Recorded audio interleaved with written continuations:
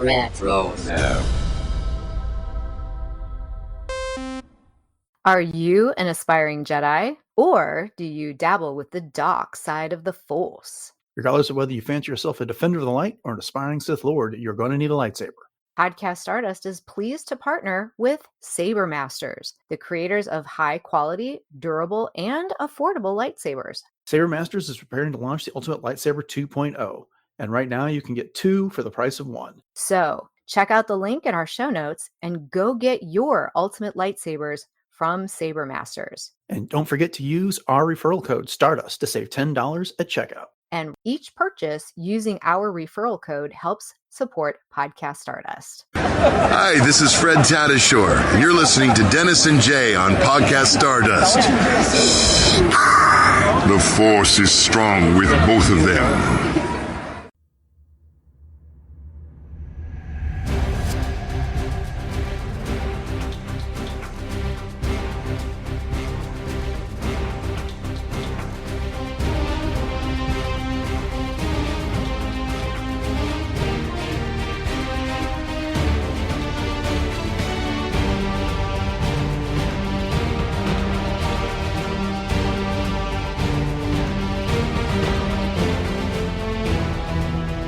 Welcome back to Podcast Stardust. This is the fully armed and operational podcast dedicated to Star Wars news, reviews, and discussion.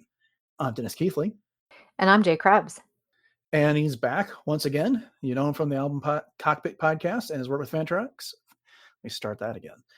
You know him from the Album Cockpit podcast and his work with Fan the Tracks. Ross Holleben, welcome back. Yeah, let's drop the needle. This is a fun one. Yeah. Indeed. So that was your hint. If you couldn't tell, we're going to be talking about some Star Wars music in this episode. But first, Jay, you want to remind everybody where we can be found on social media? Absolutely. You can find us on Facebook, Instagram, and X, conveniently at Podcast Stardust. And Ross, you want to remind everybody what your contacts are? Yeah, Album Cockpit podcast on YouTube and Substack, and find me on X at Ross Holleben, and Instagram at PopstarIndie, and at Album Cockpit Podcast. All right. This is the line. Signals boosted to maximum output. Show's down, and we're now broadcasting to the galaxy. So a couple orders of business I want to get out of the way. We're recording this in April, well ahead of this release, because I've got some vacation I'm going to take, and we didn't want to leave you all without some episodes. So if something is out of date by the time you hear this, you know why. And second, this is going to be the next entry in this kind of pseudo-series we've been doing, Jay, where we've been picking up a bigger topic and talking about it at a high level. We've done Star Wars movies in production. We've done Star Wars and Disney+. We just talked about the High Republic. And so tonight we're talking about Star Wars music, which is why we got Ross, because I can't think of a better guy for that conversation. Absolutely. Yeah, and when it comes down to it, if you're going to talk about Star Wars music, and again, we're doing this on a high level, there's no better place to start than the maestro himself, John Williams. He started it all with a score he did for A New Hope back in 1977, and he scored all the saga films. In addition, he's written the theme for Galaxy's Edge, Han Solo's theme and Solo Star Wars Story, Obi-Wan Kenobi's theme and Obi-Wan Kenobi, several other things. Over the course of his career, he's picked up 54 Oscar nominations, with 5 wins, including one for Star Wars in 1978. He's also picked up 3 Emmy Awards across 6 nominations and 26 Grammys. And I quit counting the nominations because there was just too many of them to get. So this guy is it when it comes down to it. George Lucas described him as the secret sauce of Star Wars back at Celebration Orlando in 2017 when he made the surprise appearance for the 40th anniversary panel of Star Wars. So, big question, Ross. What is it that makes John Williams' music so great? Time and place and talent. You know, he was there, and he got to infuse this brand new style of storytelling, this element, this zeitgeist that took over film, took over theaters, took over imaginations. And he put the music that went, like, it is the Reese's peanut butter cup. Like, it is that peanut butter and chocolate together with the Star Wars films and John Williams music melding together to just give that full experience. And every time you go into a theater, like it could blow you away the first time you saw Star Wars, but now every theater you go into, and with better speakers, better surround sound, it gets you that much closer into everything that happens.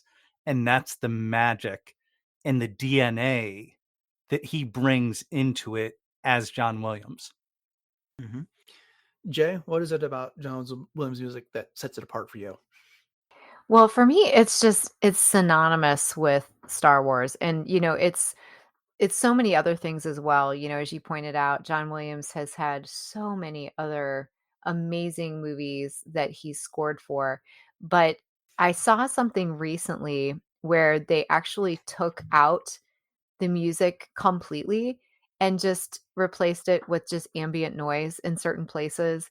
And, I thought to myself, okay, first of all, in a movie, obviously that probably wouldn't happen anyways.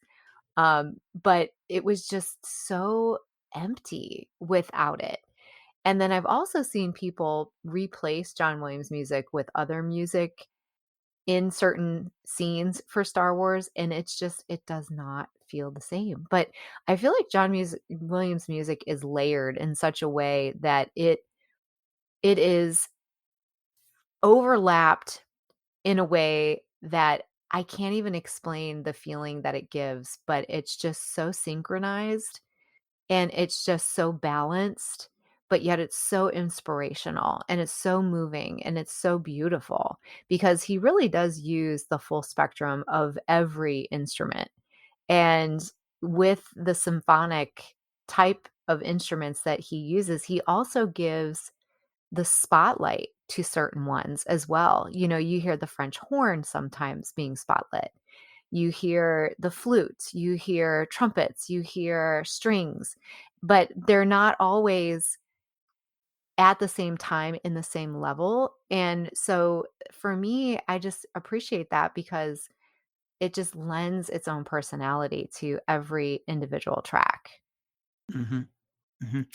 Yeah, I believe it was Steven Spielberg that actually introduced John Williams to George Lucas back in the day. And I'm glad he did because the trend at the time was to get away from these orchestral scores and do things like disco or synthesizer music especially for science fiction type movies. And to that point you were making, Jay, you try and put some of their music in Star Wars and it sucks the soul right out of that movie, Yeah. right there. So that's so he's got an impact and he's got a legacy. He already won 2 Oscars for his music before he scored Star Wars for Fiddler on the Roof and for Jaws, and so he was a known quantity, and that adds a little bit more legitimacy to this movie when it comes down to it. So we kind of talked about what makes him different. I think his impact is felt immediately in A New Hope from the title, Star Wars, right off the bat. Mhm. It's loud, it's bombastic, and it completely sets the what's the word I want to use here? The mythical quality to this about what you're to see, and it he doesn't relent throughout the movie. We could talk about how much we love him this entire episode, but I want to talk about some other aspects of Star Wars music. But before we go, I know we're going to pick some of the same ones, some obvious ones. What are some of your all's favorite tracks that Williams has contributed to Star Wars? Ross, let you go first. Yeah, I'll give 3 here, and I'm gonna give 2 that are very likely on your lists as well. And then a third that may or may not be. Duel of the Fates is the one that every time I hear it, like I get excited. Like I'm so excited for May the 4th and seeing Phantom Menace in a theater again and hearing it in a more modern sound system again. So just the tension, the nobility, the glory, you know, the threat of Maul, all of that together is just captured so well in that. So Duel of the Fates 1, Imperial March is classic. That's you can play that anywhere. And people who don't even know Star Wars, and there are at least a couple, they still get it. This is really evil, and this is what's happening here. So you kind of capture that. But then what I really love, and I think another one of the pieces that makes Williams beautiful, and it goes into the full sound mixing of everything, is the sound effects that Lucasfilm does, and how that gets factored in and works together. And it may not work any better than The Empire Strikes Back with Carbon Freeze, Darth Vader's trap, and Departure of Boba Fett, and just Mm. how that takes us through, that tense moment of "I love you, I know," up until Boba Fett's ship is out of there. And that is accompanying us through that entire journey, and it's so intense, it's beautiful. Well said. Jay, how about you? Well, top on my list is Princess Leia's theme. And because number one, I love Princess Leia, but it kind of goes back to the idea that I was talking about before, where it really spotlights the different instruments, like the French horn and the flute, at different points of the song, which I think just mirror Princess Leia's character in so many ways. And so for me, every time that song comes on, it just gives me the chills, it makes me cry, and I just love it. Another one for me is the Meadow from Attack of the Clones, with Anakin and Padme, and I love that because I've played it on my flute so many times, and I've told the story a bazillion times. But when I had my brain hemorrhage way back in 2006, one of the things that I did for therapy was I picked up my flute again and I started playing. So it was small motor skills, it was breathing control, and I would play that, the picnic scene, the meadow scene, like over and over and over again. And Across the Stars is another one, for Anakin and Padme. And of course, I'm a sucker for the romance, but I just think that those two compositions are just absolutely beautiful. And March of the Resistance is another one. Just again, just gives me chills every single time. And I just picture those X-wings just flying low across the water, and then Poe Dameron doing his thing. And it's so amazing. And another one that might surprise you guys, but it's Qui-Gon's Noble End. And I love that song from The Phantom Menace because it's so eerie, but it's so beautiful and haunting at the same time. And, I could rattle off the ones like you said, Dennis, Battle of the or Duel of Fates and Battle of the Heroes and those kinds of things, which are amazing. But I picked those other ones just because I don't think some of them especially don't get highlighted quite enough. Hmm. Hmm. Yeah, good choices. The first one I put on my list, of course, the Imperial March, but that one's so famous, and Ross covered it. I'm gonna skip right on to the next one here. Jay, you were making the point about when you take the music out, how eerie the movie gets, and there's a clip that everyone's probably seen, and it is the throne room scene at the end of A Hmm. No Hope, where Luke and Han, with Chewbacca right behind them, they're marching through the throne room to get their medals from Princess Leia.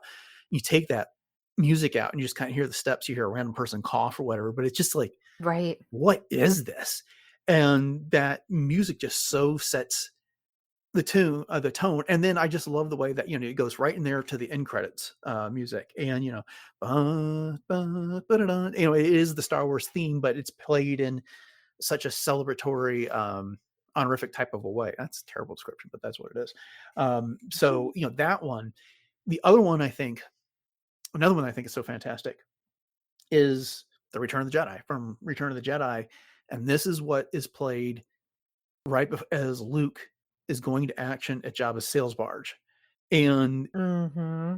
you know, uh, John Williams completely sets the pace for everything that's about to happen. You get the bump, and then you get a shot of Luke, and then bump, and a shot of Lando, and then Luke does a salute, and then R2D2 launches the lightsaber, and and launches right into the music, and it's on after that. And so he does such an incredible job writing this music that enhances the scene. And that's the other thing that I think is a quality about his music, is that so often the time when I watch a movie and it's got a score to it, other than the music that's played over the end credits, a lot of the composers don't give us a lot of pieces that stand on their own outside of the movie. but pretty much everything Williams does stands up as a song in its own Oh, right. it's so true. It's so true. I know we could go on forever. The Mhm. asteroid scene, that's another one. Ugh, yeah, so Yeah. many. Well, last one I would mention is I like they're spot on with their names, but Star Wars and Revenge of the Sith. The opening song from Revenge of the Sith. We get the Star Wars theme, and then we get the bum bum, the drums as Anakin and Obi-Wan are flying into the Battle of Coruscant, and they're flying into the battle, and it is what what struck me at the time was that, as far as we knew, that was the last Star Wars movie, and it set such a tone because we knew what was about to happen. We were getting the end of these Clone Wars, and we knew that Anakin was going to fall to the dark side, and so you get this song that brings our heroes in, gives them a triumphant moment, and then it just kind of like everything falls apart for them after that. And the song that just did such an incredible job of setting the tone for everything that was to follow. Indeed. Okay. Well, John Williams wasn't the only one to score a Star Wars movie. Up next, we had Michael Giacchino for Rogue One, and then we got John Powell for Solo: A Star Wars Story. I got thoughts about both those guys, but I'll let you go first. Ross, do you favor one over the other, or what do you think of their work in general? I think they're both fun, and it was, I mean, going into each of those films, because it wasn't John Williams, Mhm. you pay a little bit more attention of just like, is this going to work? And I love what Pal did for Solo, but Giacchino blew me away with Rogue One. Like, that is often, if I know I need to work on something, but a lot of times I'd like to have some music going, that's kind of my go-to at this point, is the Rogue One soundtrack. And letting that just kinda siphon through, like, I feel like the flow of that's very good, almost more than some of the John Williams stuff, and maybe it's just because it's one film compacted together. I know what's happening when certain music's playing. I was like, "Oh, this scene's happening now. K2SO is doing this, Chirrut's doing this, Jin's doing this," and it really is just that amazing accompaniment that you get that drives out those elements and, again, makes you feel closer to the film that you're experiencing. Yeah, Yeah. well said. And I agree with you. Rogue One is definitely up there as one of my favorite of all of the non John Williams scores for sure. And I know at first it was so hard to wrap my head around the idea that someone else was going to be making music for a Star Wars movie. And Dennis and I had talked about this at length, and it was okay for Clone Wars and Rebels and Resistance and things like that because that was different. These were movies. But I loved Michael Giacchino because I loved what he did for Star Trek in 2009, and I think he go on to do the other ones as well, I wanna say? He at least did Or the second one. I know that okay. much. Yeah. Yeah, so I loved, loved, loved his work for that, and then John Powell, of course, has always been amazing. I mean, How to Train Your Dragon and all the other amazing things that he's done, but yeah, I really do appreciate Rogue One just overall. It's just a very well-rounded set of compositions. Yeah, and you could tell we didn't like it at all because we didn't, in fact, use some of that music for our theme for the first 4 years of Indeed. this podcast. But no, I'm with you guys. Because it was Alexander Desplat, I think, was supposed to do the Yes. soundtrack on this, and then he had Mhm. to pull out. And Giacchino was given this job at the last minute and had to turn around a score in record time. And I remember that story. He was getting ready to go on vacation, and he got the text and told his wife that, I'm gonna have to turn this down because she's like, what are you talking about? No, this is your dream. You got to do it. And so he did it. And this is a score that I don't feel like I fully appreciated while I was watching the movie until I really got a chance to sit down and listen to it by itself. And once you do, it is impossible to miss when you're watching the movie because a lot like what John Williams does, it really sets the tone for what's happening or what's about to happen. And you're right, Ross, you can see in your mind's eye where they are in the movie based on that music and the Hope Suite, the Imperial Suite that they've got going on. He's got very distinct themes that I think honor what John Williams did, but it's got his own stamp on it. I mean, and he's an Oscar winner in his own right, so it's not that he doesn't have any talent. Well, we could whack a stat about him for quite a bit here, and poetic as well. But I want to touch on John Powell. I remember getting the news that he was going to do solo Star Wars story, and I was so thrilled because Jay, you mentioned it, the How to Train Your Dragon soundtrack. I had boys that were the perfect age for those movies when they came out, and so I listened to that soundtrack over and over and over again. And just the How to Train Your Dragon theme that he plays, especially when Hiccup is learning how to ride Toothless, and how perfectly integrated in that movie. I was like, sign me up, this is perfect. And I think he did a great job for solo Star Wars stories, and there are a couple of tracks out there that I think are simply amazing. But I got to give the nod to Giacchino. I think with what he did with Rogue One, between the two of them, that's the soundtrack I go back to the most often. But Ross, what do you think about John Powell's work there on Solo? Hey, super fun again. And he had to incorporate more. I mean, they both had to incorporate Williams' original themes into what they did. But the fact that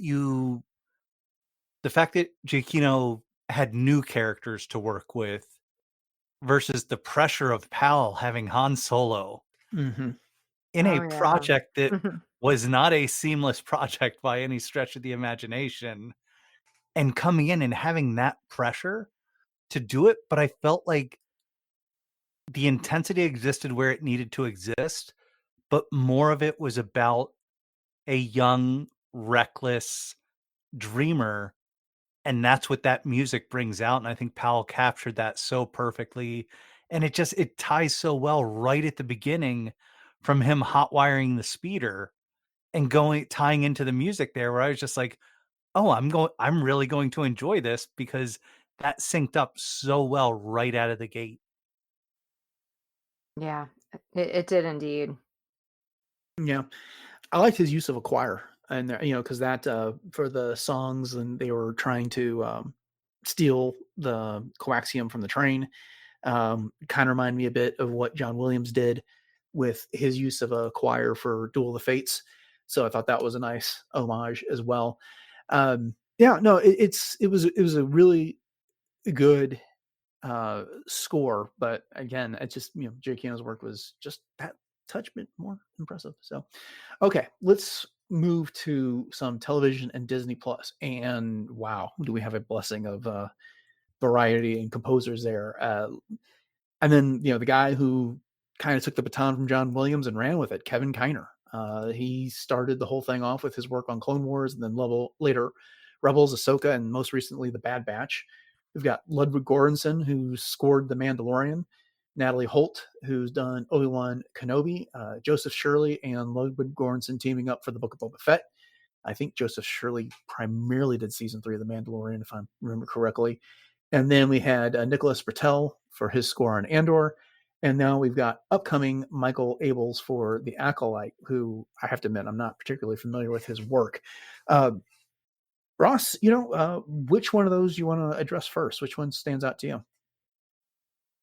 This is not a shot. Like, they're all incredible. This is like, what flavor ice cream do you want? And you're going It's to true. enjoy it. Göransson, to me, reinvented and then introduced Star Wars to a new group. Mhm.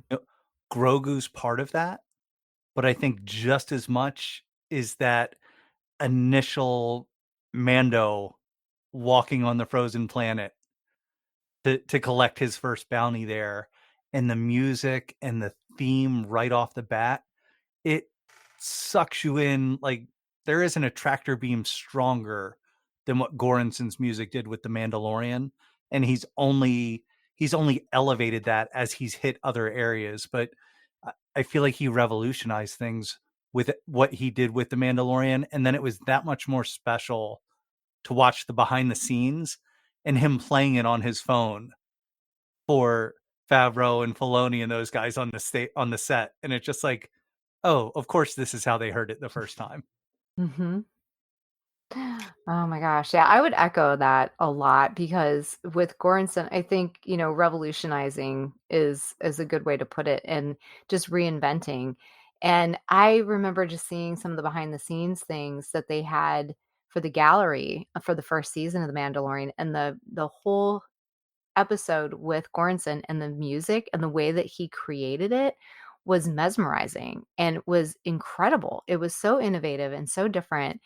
And now it's synonymous with what, like you said, this newer generation kind of attaches to what Star Wars is. But for me, I mean, Kevin Kiner, oh my gosh, Clone Wars, Rebels, Bad Batch, Ahsoka, all of those.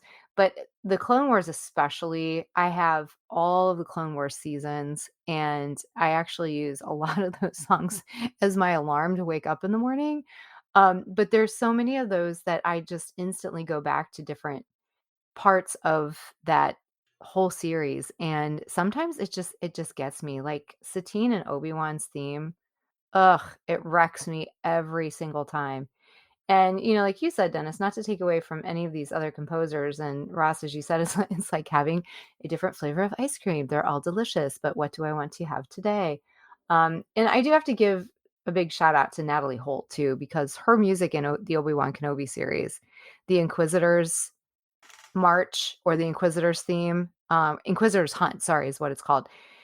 Just I love it. But of course, I'm a little impartial because since I cosplay Fourth Sister, I use that one a lot in my reels, but I do love that song, and it's just so well crafted. Yeah. I think you both did a good job kind of highlighting the difference between Kiner and Goranson there, is where Kiner took the baton from Williams and then evolved it so that it stood on its own as a television theme for the Clone Wars, and then later for what he did with Rebels and Ahsoka. He captured those like loud introductory notes that start off like a theme. Just think of the Clone Wars as boom, I can't do that rhythm and stuff like that. But every time I hear that now, I hear Tom Kane's voice like starting to narrate something. Right.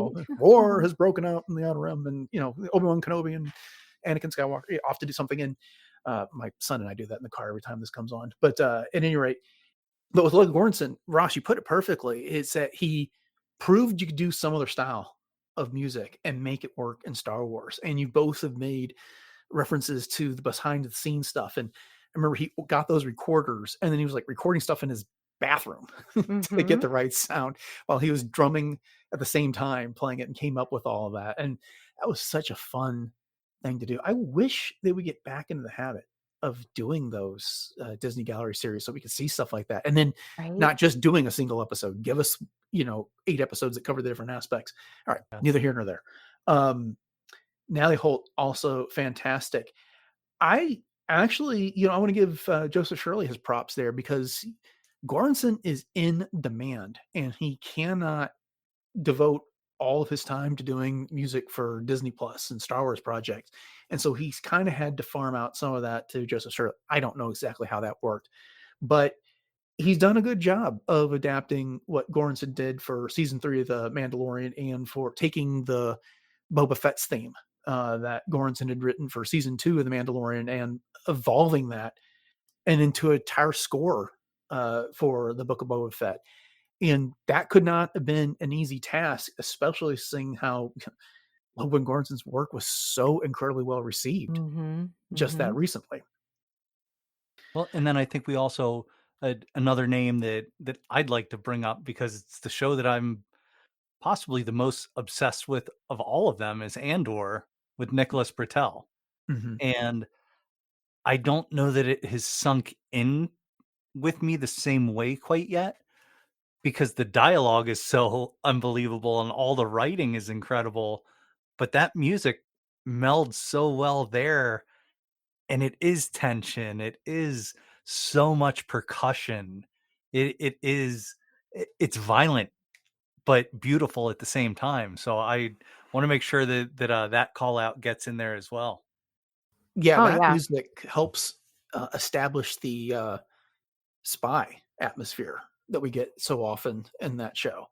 And the dramatic moment at the end where, to set up the next episode, he usually's got some music that he puts in there that really puts a punctuation mark on, or an exclamation point on that episode, and sets you up for the next one. Right. Are either of you familiar with Michael Abel's work? I didn't get a chance to listen to anything that he had done. I know he does a lot of Jordan Peele's type stuff, but I hadn't had a chance to check it out. Have either of you? Well, I think he did Get Out, I wanna say, and then I there was believe a so. couple of other things that he did. I was actually looking at his website a little bit earlier today, and there were quite a few things on there that definitely was not familiar with.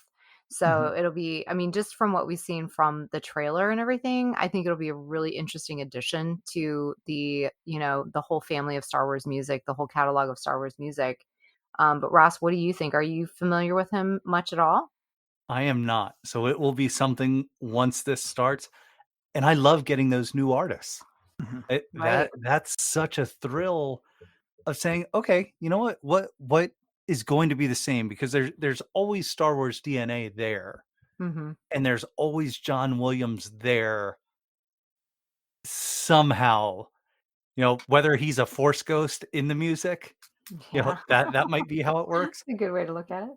He's there, but I love getting these new voices. And I mean, I know this is going in another complete direction, but even with Star Wars Visions and all the different artists and composers for each of those Oh, episodes, yeah. we're it is it I can be a glutton for music right now and these different vantage points and different cultures for these different styles of storytelling. So I think all of it is just incredible. And I love it when someone gets their opportunity. And it's like, how many of these people are giving up other big things that they're like, okay, this is safe, steady, this and that. Oh, but now I can do Star Wars. Let's Yeah. drop everything because I'm going to make my mark doing this. Right, right. That's so true. That's so true. And I'm glad that you pointed out the whole visions thing because you're right. There's so many amazing individual composers and music makers that went to that set the tone for each one of those episodes. And then I know it's easy to forget sometimes, I hate to say, but we also had Star Wars Resistance, and that was Michael Tavera, who, once again, I am not super familiar with Michael Tavera. Do either of you know any of his other works? No, can't say that I do. Do not. Okay. Yeah. Well, the discussion of visions, what kind of launches me into this next area, this kind of like miscellaneous area of music, and the one that jumps out to me, and I am absolutely loving with, is the music from Oga's Cantina at Galaxy's Edge. Mhm. What they did coming up with all that alien music, and don't ask me what the artists are because they made up all these alien names for them. But I ran an entire half marathon to that soundtrack once, and absolutely loved it. It kept me going, and I think that in-universe style can be a little bit underappreciated. They released a album for the Galactic Star Cruiser, which of course has been closed at this point. That the music that Gaia was singing that was on there. Jay, I know you and I have talked about Oga's Canteen a bit, and we were using some of that music for a while Yeah, we for were. World Between Worlds. But Ross, do you get a chance to listen to that much, or is it something you've I, spent any I've time with? I've listened to that. I own those on vinyl. Oh, nice. Um, but I've also had numerous Fuzzy Tauntaun to it live. So Mhm. it is, it puts you there.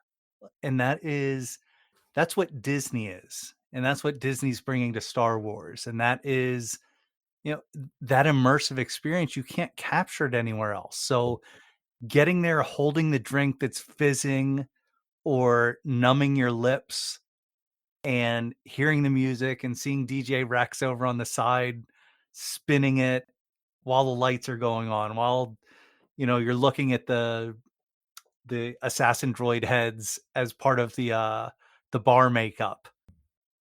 That's what it's all about. And that's the beauty of that music.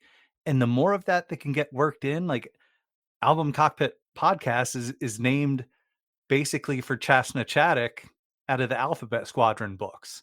So Mhm. that's where that title came up and why I love her so much. She's just a great character and a great story anyway.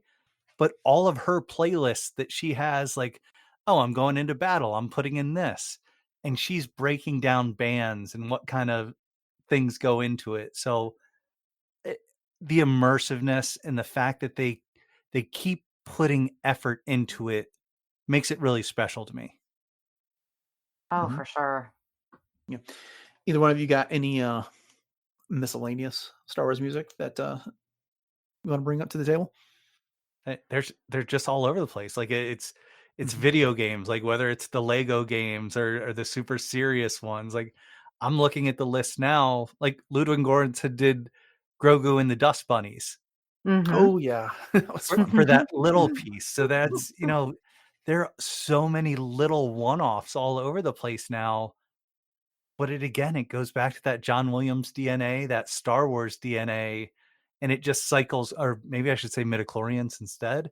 Um, but it all works together, and it's beautiful to see all of these different composers being inspired by each other and elevating one another, and especially when it's almost like a remix using something original from John Williams.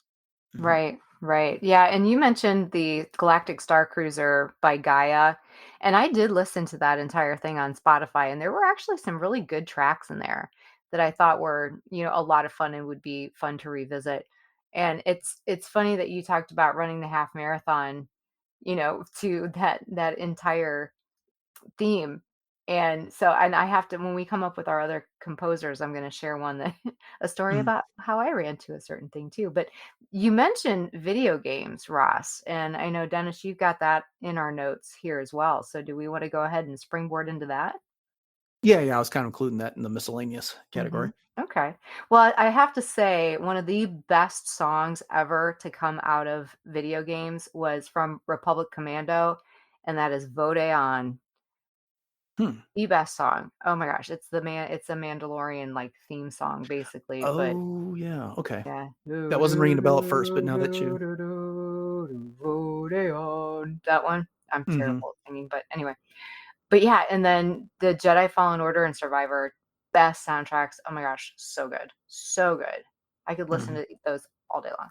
Do you all have anyone that does covers of Star Wars music that you're especially fond of? For instance, back in the Starship Sabers and Scoundrels days, Taxis and I once talked to the guys from Galactic Empire who did heavy metal covers of a lot of John Williams works. They've released 2 full albums of them, and then occasionally they'll release another song. They've covered some of Williams' other work, like Jurassic Park's theme and Indiana Jones and the like and stuff like that. But that's one that is a fun way to get yourself pumped up, getting a heavy metal version of some of John Williams' work. And then another one that stood out to me is Samuel Kim, Oh who yeah. does a lot of mixes with Star Wars and other things, or puts his spin on something that John Williams has done. But any others that stand out to you guys? I've got 2 that I can throw out. One is because, Dennis, we talked about it on a escape pod for Album Cockpit Podcast, was Igyaka from the Ahsoka series, and that's what Sabine's listening to cranked up on her headphones if she's on her speeder leaving the city. And that is Kevin Kiner and Deanna Kiner with vocals by Sarah Tudzen from the Illuminati Hotties. And Mhm. just that kind of cranks, and that is what I was so nervous about, how they were going to introduce Sabine.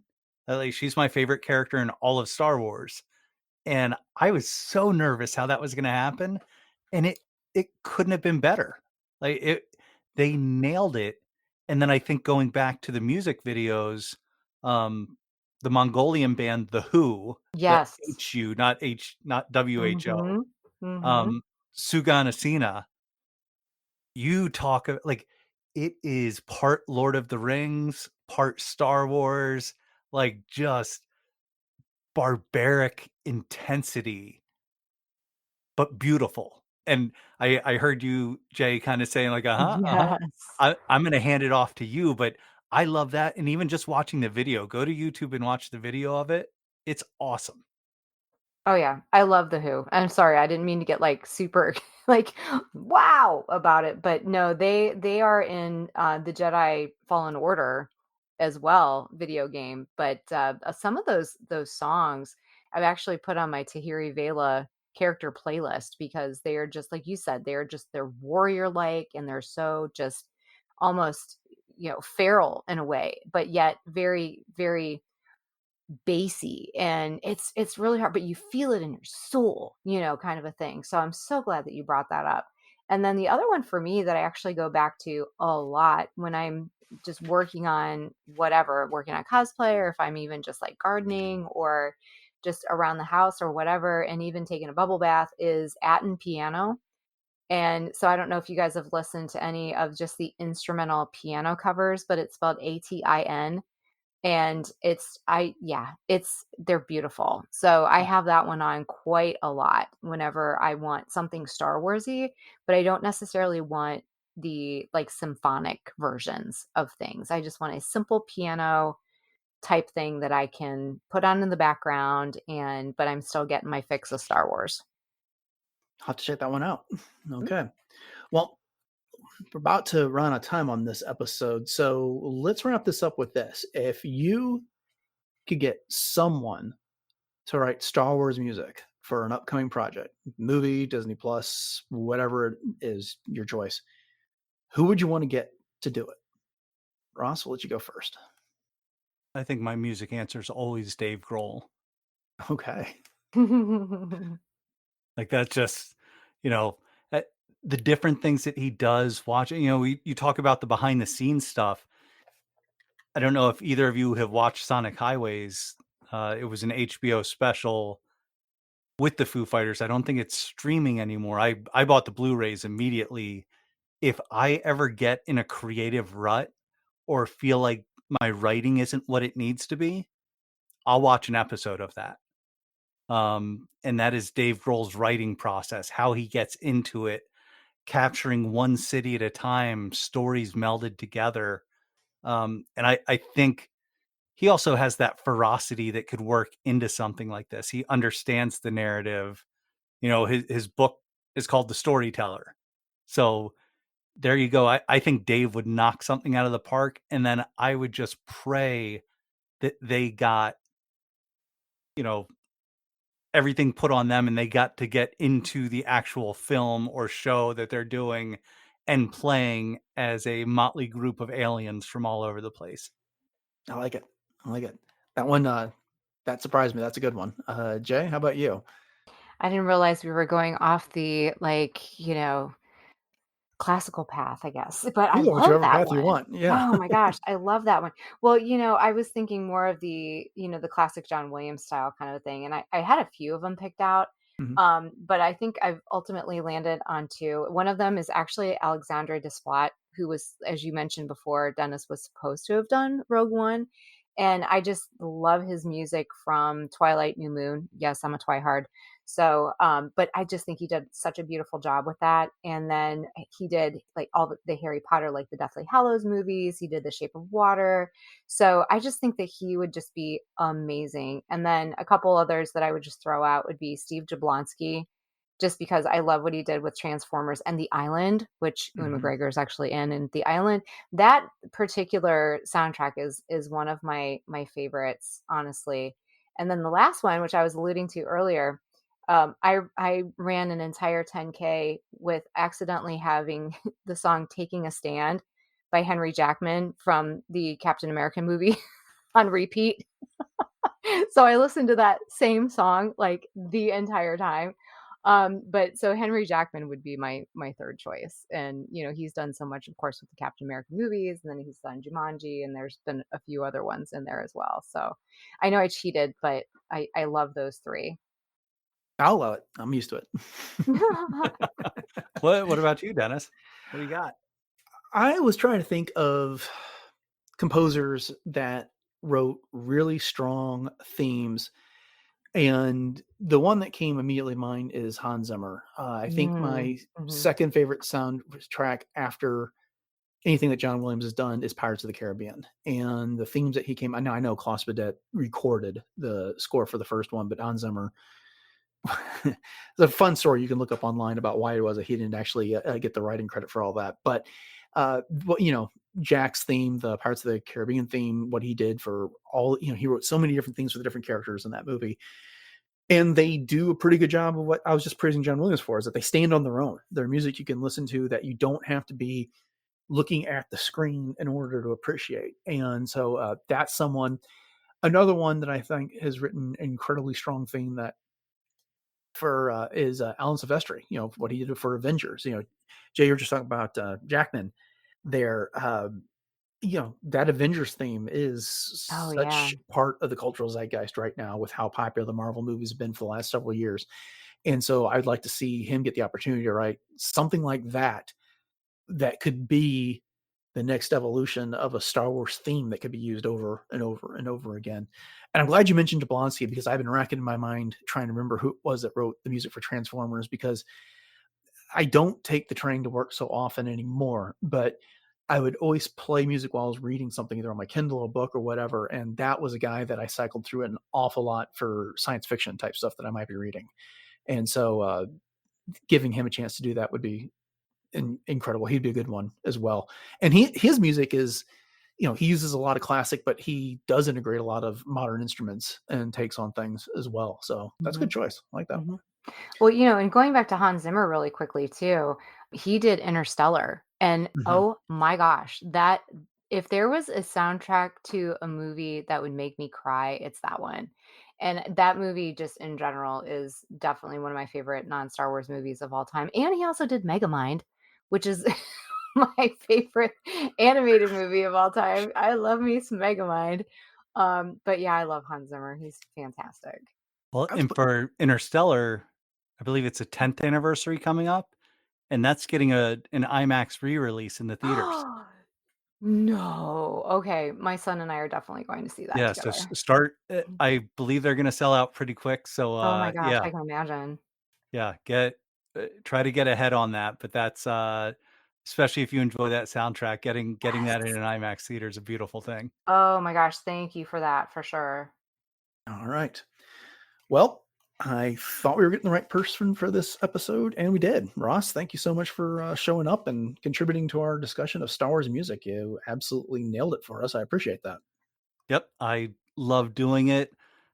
Aaron Harris from Star Wars Reactions or Dan Zare from Coffee with Kenobi would have been amazing for it, but I'm glad that I got to sneak into the seat here. Well, Oh, we love awesome. your expertise for sure.